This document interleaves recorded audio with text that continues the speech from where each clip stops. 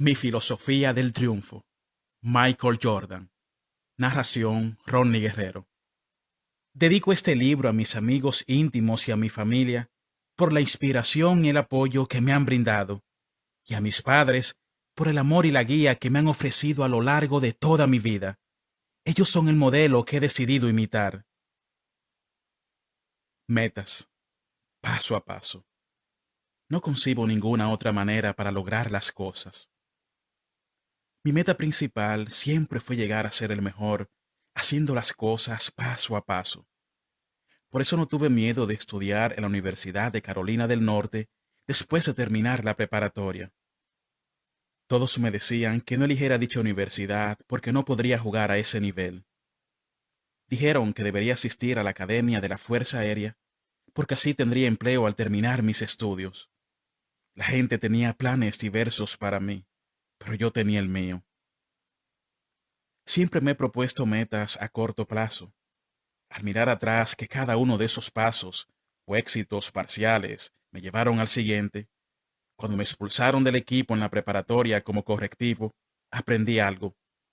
Supe que jamás quería volver a sentirme así de mal. No volvería a tragar esa medicina amarga, ni a padecer ese vacío en el estómago. De modo que me puse a comenzar de nuevo como novato, todo el verano en ese asunto. Cuando entrenaba pensaba en ello, y al lograrlo me propuse otra meta razonable y lógica, que pudiera lograr si trabajaba lo suficiente. En todo momento tenía en mente lo que quería llegar a ser, es decir, el tipo de jugador en el que deseaba convertirme. Creo que cada meta era lograda en función de la meta última y más importante. Sabía exactamente a dónde deseaba llegar y me concentraba en hacerlo. Las metas alcanzadas me llevaban a pensar en otras. Cada pequeño triunfo me hizo ganar un poco más de confianza. Esta confianza me permitió competir en North Carolina. Todo es cuestión de mentalidad. Nunca escribí nada, solo me concentré en el siguiente paso. Pienso que podría haber ocupado este sistema cualquier actividad que hubiera elegido. No es tan distinto cuando, por ejemplo, una persona desea ser médico. Si esa es la meta principal y uno saca 6 en biología, lo primero que debe hacerse consciente es sacar un 8 y luego un 10 en esa materia. Debe de perfeccionarse el primer paso y después hacer lo mismo con la química o la física.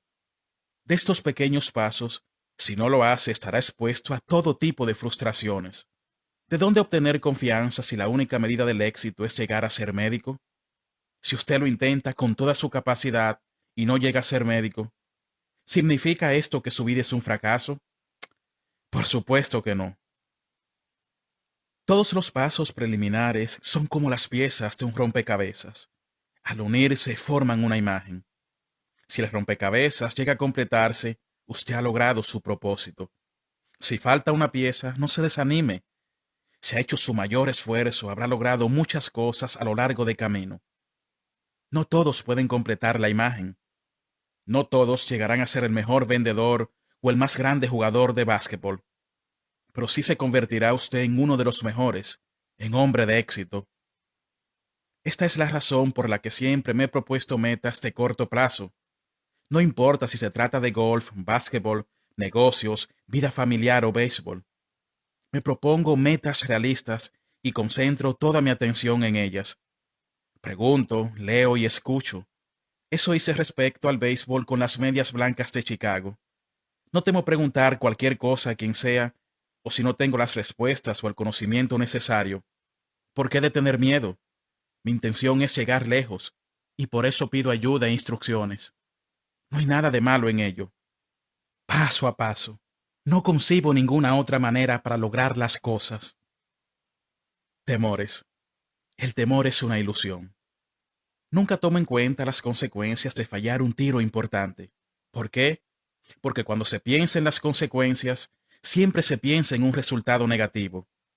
Si voy a tirarme a una alberca a pesar de que no sé nadar, pienso que soy capaz de nadar lo suficiente como para salvarme. No caería en el error de pensar, creo que puedo nadar, pero tal vez me ahogue. Si acepto cualquier reto, siempre pienso que lograré el éxito. Jamás pienso en lo que sucederá si fracaso. Sin embargo, He visto cómo la gente se paraliza por miedo al fracaso. Este miedo surge de la confusión o del pensar en la posibilidad de obtener un resultado negativo. Pueden tener miedo de quedar mal o de hacer el ridículo. Eso no es bueno para mí. Me di cuenta de que si llegaba a lograr algo en la vida, tenía que ser agresivo. Nada sucedería si yo no salía a la calle y luchaba por alcanzar mi meta. No creo que uno pueda lograr algo siendo pasivo.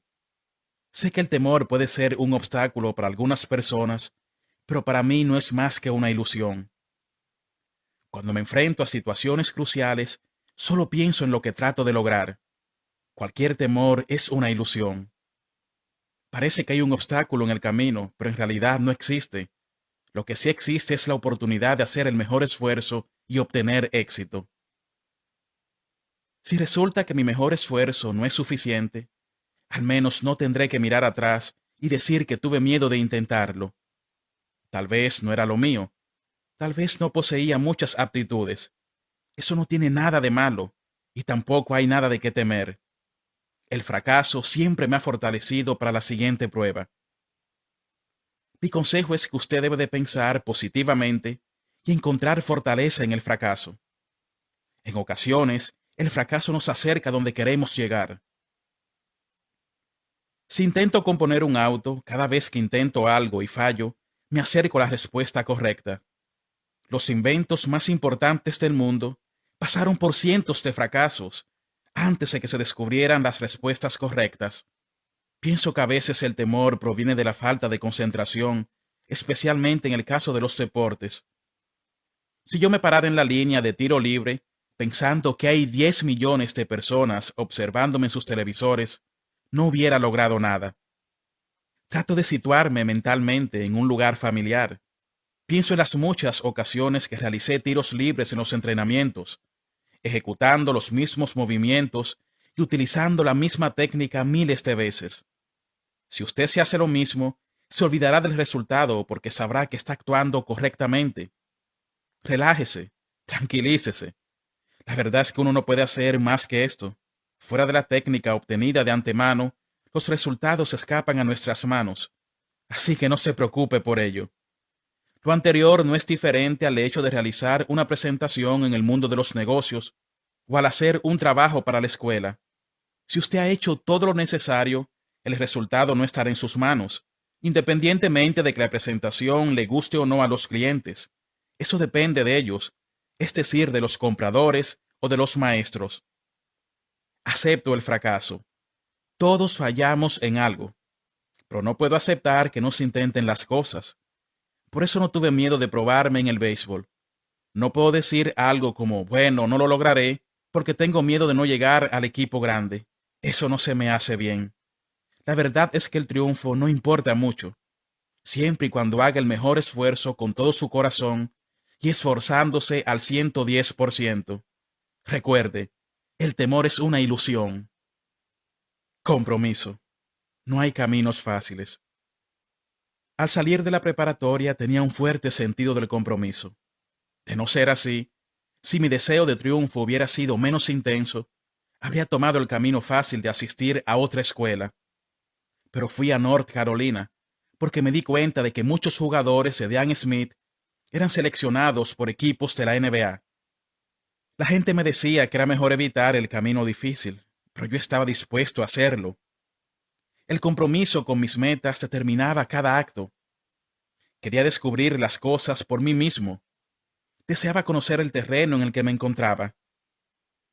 Siempre he creído que si uno se pone a trabajar, los resultados llegarán tarde o temprano. No hago las cosas creyendo a medias. Sé que al hacerlo así solo puedo esperar resultados mediocres. Por eso me concentro en los entrenamientos tanto como en los juegos. Es una actitud que se puede abrir y cerrar como si fuera un grifo. Sería imposible hacerme tonto en los entrenamientos y después, al necesitar más empuje en el final de un juego, pretender que el esfuerzo se refleje. Pero así es como mucha gente aborda sus asuntos, y por eso muchos fallan. Hablan como si en verdad estuvieran comprometidos para dar lo máximo de que son capaces. Dicen lo correcto y aparentemente hacen su mejor esfuerzo manteniendo las apariencias. pero cuando llega el momento de la verdad, buscan razones y no respuestas. No es raro encontrarse con casos como estos en el deporte profesional. Incluso le sucede a amigos y socios comerciales. Existen 1 millón de excusas para no pagar el precio. Si tan solo me diera la oportunidad, o si le agradara más al entrenador, al maestro o al jefe, podría haber logrado esto o aquello. ¡Pah! Puras excusas. El aceptar responsabilidades es parte del compromiso a que me refiero. Por supuesto que encontrará usted obstáculos o distracciones. Si trata de lograr algo, siempre habrá problemas en el camino. Yo me he topado con ellos. A todos nos ha sucedido. Pero los obstáculos no tienen por qué detenerle. Al toparse con un muro, no dé la espalda considerándose derrotado. Arrégleselas para escalarlo, para romperlo o camine alrededor para superarlo. Yo recibí una gran lección con respecto a las distracciones durante el primer año que pasé en North Carolina. Resultó que ese periodo fue el mejor de mi vida estudiantil en la universidad. En razón de ello, nacieron toda clase de esperanzas. Yo traté de basar mi vida en dichas esperanzas. Trataba de vivir de acuerdo con las esperanzas que los demás tenían en mí en lugar de seguir mi propio camino. Me descubrí buscando el momento de la jugada espectacular para impresionar. Hacía trampa en los aspectos defensivos para lograr situaciones de rompimiento. El entrenador Smith me llamó un día y me enseñó 2 filmes, uno del principio de mi año como novato y otro del comienzo de la segunda temporada. Era totalmente opuesto. Estaba buscando caminos fáciles, atajos, y la verdad es que ese no fue el camino que me condujo hasta allí. Conservaba la garra y el deseo, pero había perdido la concentración. Usted tiene que ajustarse a su proyecto. Muchas personas tratarán de hundirlo hasta su propio nivel de bajo desempeño cuando notan que no pueden hacer ciertas cosas. Pero la verdad es que muy pocos logran algo de valor tomando el camino fácil. Son pocos los que hacen fortuna jugando a la lotería. Sucede, pero las posibilidades no están de su parte. La mayoría obtiene sus metas por medios honestos, planteándose metas y comprometiéndose a alcanzarlas. Sea como sea, ese es el camino que a mí me gusta recorrer.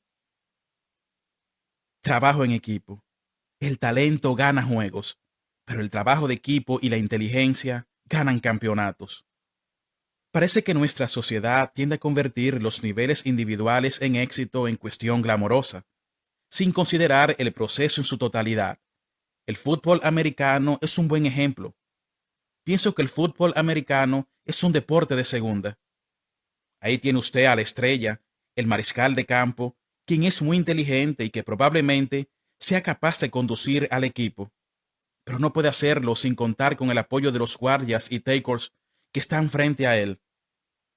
Sin embargo, los defensas ganan centavos de cobre, mientras que el mariscal de campo gana dólares de plata sólida. No tiene sentido. Si no se tiene a ese grupo de apoyo, el dólar vale menos que un centavo. Pasa exactamente lo mismo en una empresa. ¿De qué sirve un gran ejecutivo con ideales brillantes si no cuenta con las personas que han de convertirlas en realidad? Si usted no pone a cada pieza en su lugar, particularmente en las bases, de nada sirve la idea. Puede tener los mejores vendedores del mundo, pero si los obreros que manufacturan el producto no son buenos, nadie lo comprará. En los Bulls teníamos a 2 tipos de diferentes habilidades, Cartwright y John Paxson. Encontramos la manera de usar su talento en el marco de equipo. Lo mismo sucede con los trabajadores en la parte baja de la escalera en relación a los dirigentes de la empresa. Los gerentes, al igual que los entrenadores de básquetbol, deben encontrar la manera de utilizar el talento individual para lograr los objetivos de la empresa. Cuando empezamos a ganar campeonatos, existía un acuerdo entre los 12 jugadores. Todos sabíamos cuáles eran los roles que había que desempeñar. Conocíamos nuestras responsabilidades y capacidades. Por ejemplo, sabíamos que era importante meter a Bill en el juego desde el principio. Sabíamos que si John acertaba el primer tiro, debía abrir paso a Scottie Pippen, B.J. Armstrong y a mí. Ese era el tipo de cuestiones que debían comprender y aceptar para ganar campeonatos. Nos tomó cierto tiempo comprenderlo. Se trata de un proceso en que debe desaparecer el egoísmo. A nuestra sociedad le cuesta trabajo entenderlo. A veces la gente no sabe desempeñar roles que requieren olvidarse de ser superestrella. Por lo general, domina una tendencia a ignorar o faltar al respeto a las partes que permiten el funcionamiento del todo. Es natural que se presenten altas y bajas, particularmente si los encargados de lograr un alto nivel de eficiencia son individuos. Pero cuando lo meditamos bien, supimos que podíamos hacerlo. Cuando se presentaba una situación tensa, nos compenetrábamos como una unidad. Por ello fuimos capaces de recuperar terreno tantas veces, ganando partidos cerrados. Y por ello le ganábamos a equipos más talentosos. En todo deporte hay equipos con grandes jugadores que jamás ganan un título. Es común que esos jugadores no estén dispuestos a sacrificarse por el bien del equipo. Lo curioso es que, a fin de cuentas, su poca disposición para el sacrificio hace que las metas individuales sean más difíciles de alcanzar. En North Carolina me enseñaron algo en lo que creo fervientemente. Si los objetivos se conciben y logran como equipo, las carreras individuales destacarán por sí mismas. ¿Quieren mi opinión? Prefiero contar con 5 tipos menos talentosos que deseen formar un equipo a disponer de 5 tipos que se consideran estrellas y no quieren sacrificarse. El talento gana juegos, pero el trabajo en equipo y la inteligencia ganan campeonatos. Lo básico. En el instante mismo que uno se aleja de lo básico, los cimientos se debilitan hasta derrumbar toda la estructura. Las cuestiones básicas fueron parte crucial de mi juego en la NBA. Todo lo que hice, todo lo logrado, depende de mi manera de asimilar lo básico para aplicarlo a mis habilidades. En realidad, los cimientos, las piedras o principios básicos permiten que todo funcione. No importa cuáles sean sus actividades o metas, jamás podrá prescindir de lo básico si quiere ser el mejor. Hay mucha gente que con grandes habilidades, pero al no saber cómo aplicarlas a una situación particular, ¿de qué le sirven? ¿A quién le importa que alguien tenga talento si no mantiene una buena postura para acertar los tiros libres? ¿Para qué sirve memorizar los libros si no se aprende nada? A muchas personas no les interesa este tema. Buscan resultados gratificantes, instantáneos, y deciden saltarse unos cuantos escalones. Tal vez no practiquen la conducción del balón porque no suelen conducirlo mucho en los juegos. Quizás no desarrollen técnicas de tiro apropiadas porque no dependen de su capacidad anotadora. Al principio pueden salirse con la suya, pero llegará un momento en que todo quedará al descubierto. ¿Para qué esta gente se preocupa tanto por componer una obra maestra que ni siquiera domina la escala musical?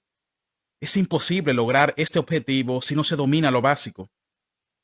El instante mismo que uno se aleja de lo básico, ya se trate de la técnica, la ética laboral o la preparación mental, los cimientos de su juego, desempeño académico o empleo se debilitarán hasta derrumbar toda la estructura.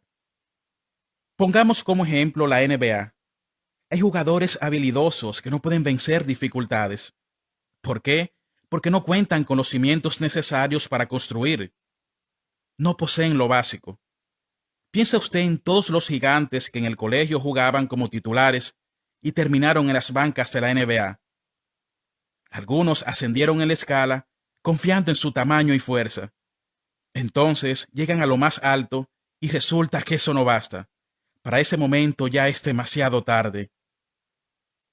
Cuando estuve en North Carolina, todos se comentaban que Dean Smith me retenía excesivamente. Bromeaban diciendo que el entrenador Smith era el único hombre que podía mantener a Michael Jordan con un promedio de anotación menor a 20 puntos. Pero me enseñó el juego. Me enseñó la importancia de lo básico y cómo aplicarlo a mi capacidad individual. Por eso hizo de mí un jugador completo. Cuando llegué a la NBA y tuve que trabajar distintas facetas de mi juego, al tirar o al defender, contaba con los cimientos que me permitían trabajar y construir. Sabía cómo aprovechar lo aprendido. Cuando usted logra comprender el uso de los ladrillos, comienza a comprender cómo funciona todo el proceso de construcción. Y eso le permite obrar inteligentemente, ya se trate de la escuela, de los negocios o las cuestiones familiares. Eso convirtió a Larry Bird en un jugador extraordinario. En esencia, él logró dominar lo básico, al grado de poder superar cualquier limitante física. Parece fácil, pero no lo es. Usted debe monitorear lo básico constantemente, porque en realidad lo único que se modifica es el grado de atención que usted le presta. Recuerde que a fin de cuentas, las cuestiones básicas no cambiarán jamás. Todo se resume en una sentencia muy sencilla. Existen buenas y malas maneras de hacer las cosas. Usted puede practicar el tiro 8 horas diarias, pero si la técnica es errónea, solo se convertirá en un individuo que es bueno para tirar mal. Vuelva a lo básico y elevará el nivel de todo lo que haga. Liderazgo. Si sus palabras no están respaldadas por el buen rendimiento y el trabajo duro, no sirve para nada. Siempre he tratado de ser líder con el ejemplo. Así es mi personalidad. Nunca uso las palabras para fundamentar mi liderazgo. No trato de motivar a los demás hablando porque no creo que las palabras signifiquen tanto como la acción. Se dice que una imagen vale más que 1000 palabras. Así que trato de integrar una imagen de duro trabajo y disciplina. Y jamás me he detenido. En el instante que mi esfuerzo disminuye, particularmente si el resto del equipo o compañía me tiene como líder, les ofrezco un pretexto para aflojar también la marcha. ¿Por qué no? Si la persona que está al frente de todo se toma un día de descanso o no se esfuerza, ¿por qué han de esforzarse los demás? Un líder tiene que ganarse ese título. Usted no será el líder si solamente es el mejor jugador, el más inteligente de la clase o el más popular. Tampoco existe una persona que se le otorgue ese título. Usted tiene que ganarse el respeto de quienes lo rodean predicando con el ejemplo. Debe ser consistente en su actividad, sin importar si hablamos de un entrenamiento de básquetbol, de una cita de negocios o de las relaciones con su familia. Quienes le rodean necesitan saber que pueden esperar de usted. Tienen que estar seguros de su presencia, de que su desempeño será casi siempre el mismo en cada juego, particularmente cuando las cosas se ponen difíciles. En última instancia, los entrenadores o los jugadores pueden decidir lo que quieran, pero si sus palabras no están respaldadas con el desempeño y trabajo duro, la palabrería no sirve para nada. Por eso trato de dominar los pormenores, anotar un punto, ser ejemplo de rendimiento. Si me consideraban el mejor jugador o si era el que más dinero ganaba, me propuse que todos estuvieran conscientes de que todos esos privilegios eran resultado del trabajo duro. Quise que mis compañeros comprendieran que mi éxito no era resultado de un accidente o de la fortuna, y también debían estar conscientes de que yo les observaba. Un líder no puede inventar excusas. No olvide que debe existir calidad en todo lo que se hace. En los negocios, fuera de los negocios, en el salón de clases, en el patio de recreo, en la sala de juntas y también fuera del trabajo. Usted debe transmitir sus habilidades, su fuerza, sin importar el ambiente en el cual se desempeñe. Debe estar dispuesto a sacrificar ciertas metas individuales en el caso de ser necesario para el bien del equipo. Pienso que un líder es también una persona que ha tenido éxito en el pasado y que no teme llevar a los demás por el camino del triunfo en el futuro. Alguien que tiene una visión a futuro, que puede anticipar lo que sucederá. A lo largo del camino, usted debe de tomarse el tiempo para determinar en qué se cree y tiene que aferrarse a sus convicciones. Todas las personas que admiro hacen eso. Mis padres eran así. Nunca me decepcionaron. Yo sabía que estarían presentes cuando la presión aumentara. Yo confiaba en ellos. El entrenador Smith era así. Pienso que personas como Julius Erving, Denzel Washington, Spike Lee, Martin Luther King, gente que admiro, crearon su propia visión. No permitieron que nada ni nadie les distrajera o derrotara. Pusieron el ejemplo y fueron líderes. Pero usted, lector, no tiene que salir en televisión, entrenar en un equipo de la NBA o dedicarse al deporte profesional para ser un líder en toda la extensión de la palabra. Cada hogar, negocio, barrio y familia necesita un líder real. Sobran personas que hablen, pero falta quien predique con el ejemplo.